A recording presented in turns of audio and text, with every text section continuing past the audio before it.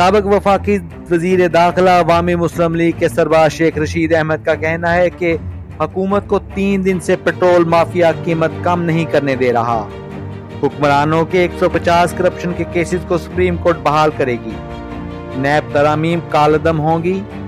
1 crore overseas पाकिस्तानियों को vote का हक मिलेगा। 70 वज़रा की तादाद आइन के मुनाफी है, इसके खिलाफ हाई कोर्ट जाऊंगा।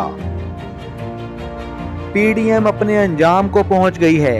इक्तसादी बहरान इंतहाई संगीन हो गया है। महंगाई के तमाम रिकॉर्ड टूट गए हैं। पीडीएम ने कौम को महंगाई के समंदर में डुबो दिया है।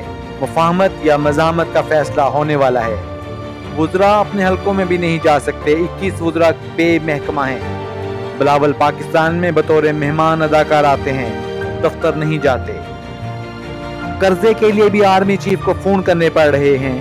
अगस्त अहम महीना है।